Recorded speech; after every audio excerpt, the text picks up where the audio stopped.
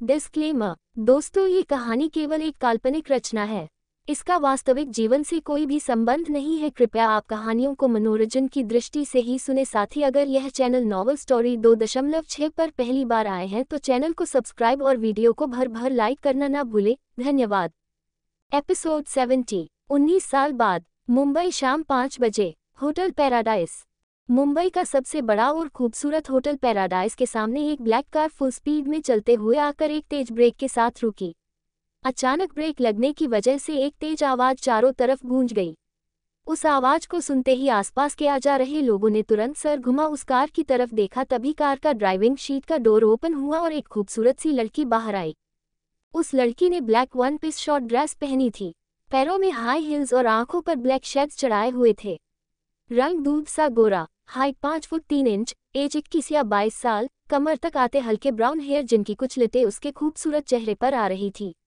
उसका गोरा चेहरा जो इस वक्त गुस्से से लाल हो रखा था। उस लड़की ने जोर से अपनी कार का डोर बंद किया और बिना किसी पर ध्यान दिए तेज कदमों से होटल के अंदर चली गई। सब लोग अपनी जगह खड़े बस उस खूबसूरत लड़की को जाते देखते रह गए। उसके जाने के कुछ देर बाद सब वापस अपने काम में लग गए। वो लड़की अंदर आकर सीधा लिफ्ट में चली गई और सबसे टॉप फ्लोर का बटन प्रेस कर लिफ्ट का वहां पहुंचने का इंतजार करने लगी। कुछ देर बाद लिफ्ट टॉप फ्लोर पर आकर रुकी। वो लड़की लिफ्ट से बाहर आए और उसकी नजरें सीधा सामने के एक रूम पर पड़ी। उसने अपने कदम उस रूम की तरफ बढ़ा दिए, लेकिन तभी अचानक उस लड़की के कदम विंडो के पास आकर ठहर गए और उसने हल्की सी खुली विंडो से रूम के अंदर देखा, जहां सामने बेड पर एक लड़का लड़की पर झुका हुआ उसकी नेक पर किस रहा था और वो लड़की मदहोशी सी आहें भरते हुए उसकी पीठ पर नेल्स चुभा रही थी। उन दोनों के शरीर पर बस नामात्र के ही कपड़े थे और वे दोनों बुरी तरह एक दूसरे में खोए हुए थे। उस लड़की की नजरें उस लड़के पर टिकी हुई थी। उसने कस के अपने हाथों की मुठ्ठियां बंद कर ली और अपनी आंखों पर से गॉगल्स उतारा, उन्हें गुस्से से नीचे फेंक दिया और अपना फोन निकाल किसी को कॉल मिला दिया। इधर अंदर वे दोनों लड़के लड़की जो एक दूसरे में खोए हुए थे। तभी अचानक उस लड़के का टेबल पर रखा फोन रिंग किया, जिसकी आवाज सुन उस लड़के के लड़की की नेक पर चलते होंठ रुक गए और उसने गुस्से से नजरें उठा अपने फोन की तरफ देखा, लेकिन तभी स्क्रीन पर शो हो रहे बेबी नाम को देखते ही उस लड़के का गुस्सा एक पल में हवा हो गया। वो लड़की जो बिस्तर पर मदहोशी से अपनी आंखें बंद किए लेटी हुई थी, उस लड़के के रुक जाने पर उसने हल्के से अपनी आंखें खोल लड़के को देखा और बोली, राहुल बेबी क्या हुआ, तुम रुक क्यों गए? ये बोलते हुए उसने एक बार राहुल को देखा और फिर उसकी नजरों का पीछा कर वो भी फोन को देखने लगी जो लगातार रिंग हो रहा था। इधर बाहर विंडो के पास खड़ी लड़की अपनी लाल आंखों से राहुल को देख रही थी। उसकी आंखों में गुस्सा, नफरत सब कुछ नजर आ रहा था। राहुल ने फोन पर से नजरें हटा उस लड़की की तरफ देखते हुए परेशानी से कहा, लिजा तुम कुछ देर चुप रहना, मैं फोन पर बात करूं। इतनी देर तुम्हारे मुंह से एक आवाज भी नहीं आनी चाहिए वरना सारा खेल बर्बाद हो जाएगा। ये बोलते हुए उसने फोन को अपने हाथ में उठा लिया और आंखों से ही लिजा को चुप रहने का इशारा कर उसने कॉल पिक कर लिया। राहुल के कॉल पिक करते ही दूसरी तरफ से किसी लड़की की हल्की सी आवाज आए, राहुल कहाँ हो तुम? उस लड़की का ये सवाल सुनते ही राहुल के फेस पर परेशानी झलक आई। उसने एक बार लिसा को देखा और फिर धीमी सी आवाज में बोला, मैं होटल में हूँ, एक मीटिंग के लिए आया हुआ हूँ, तुम्हें सुबह बताया था ना मिस्टर। तभी दूसरी तरफ से वो लड़की राहुल की बात बीच में काटते हुए बोली, मैं भी होटल आई हुई हूँ, रूम नंबर 16 में तुम्हारा वेट कर रही हूँ, 10 मिनट में पहुँचो मेरे पास। इतना बोल उसने कॉल कट कर दिया। विंडो के पास खड़ी लड़की ने फोन को अपने पर्स में रखा और एक नज़र राहुल को देख वो तुरंत रूम नंबर 16 में चली गई। इधर राहुल अपने फोन को देख रहा था जिसमें कॉल कट हो चुका था। उसने एक गहरी सांस लेकर फोन को टेबल पर रखा और बेड पर से खड़ा हो अपना शर्ट पहनते हुए बोला, I am sorry Lija but अभी के लिए मुझे जाना पड़ेगा वरना फंसी फंसाई मुर्गी हाथ से निकल जाएगी। ये बोलते हुए उसने लिजा की तरफ देखा जो उसकी बात सुने उसे गुस्से से देख रही थी। लिजा ब्लैंकेट से खुद को कवर करते हुए बोली, तुम ऐसी हालत में मुझे छोड़कर कैसे जा सकते हो राहुल?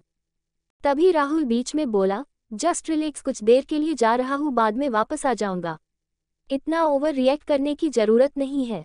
बोलकर उसने एक नज़र लिजा को देखा और फिर तुरंत रूम से बाहर निकल गया।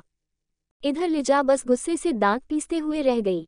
राहुल उस रूम से निकलकर सीधा रूम नंबर 16 में आ गया।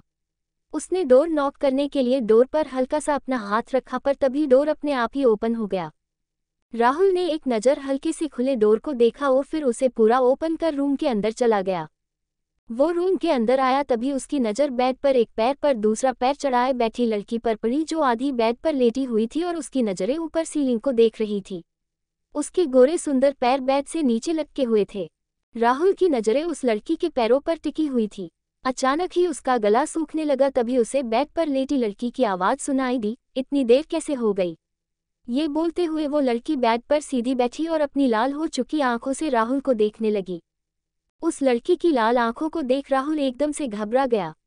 वो अपने मुंह में आए थूक को गटकते हुए बोला, वो राहत तुम्हें तो पता ही है मैं मीटिंग रूम में था, मेरा मतलब यहाँ मेरा हमेशा एक रूम बुक रहता है तो मैं वही था और वो रूम नीचे है इसलिए नीचे से ऊपर आते हुए इतना वक्त लग गया है।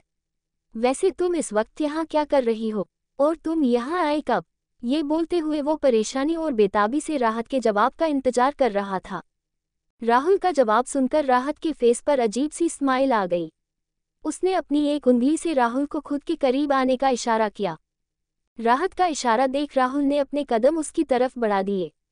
वो राहत के पास आया और उसके बगल में बेड पर बैठ गया। राहत ने एक नज़र उसे देखा और फिर अपना फ़ोन निकाल उसमें कुछ किया और फिर फ़ोन को राहुल की आंखें के सामने करते हुए बोली, इसके बारे में कुछ कहना चाहोगे तुम?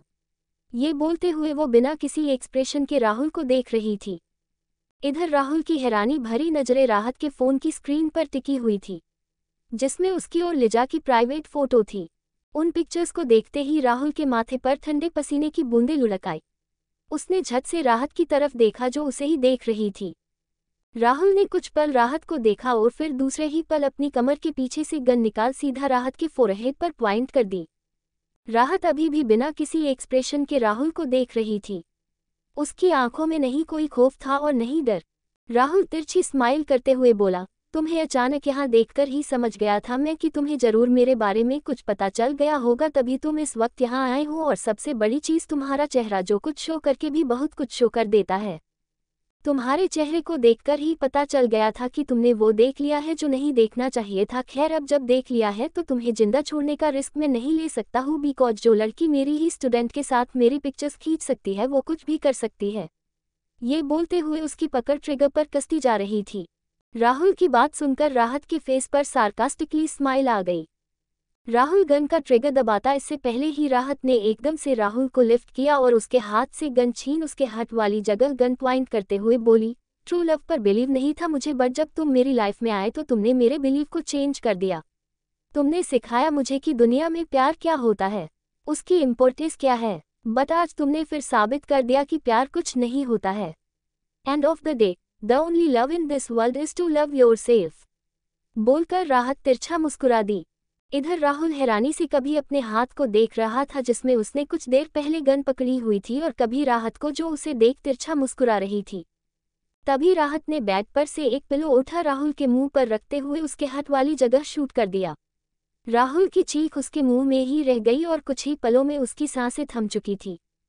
राहत बेड पर से उठी और गन को अपने फोरहेड पर रब करते हुए धीरे से बोली, पता नहीं क्यों लोग भूल जाते हैं कि बेटी मैं अपने बाप की ही हूँ और धोखे देने वालों को माफ़ करना तो मेरे खून में ही नहीं है। बोलकर वो अजीब तरह से मुस्कुरा दी और गन को अपनी फिंगर में घुमाते हुए सीधा उस रूम से बाहर निकल गई।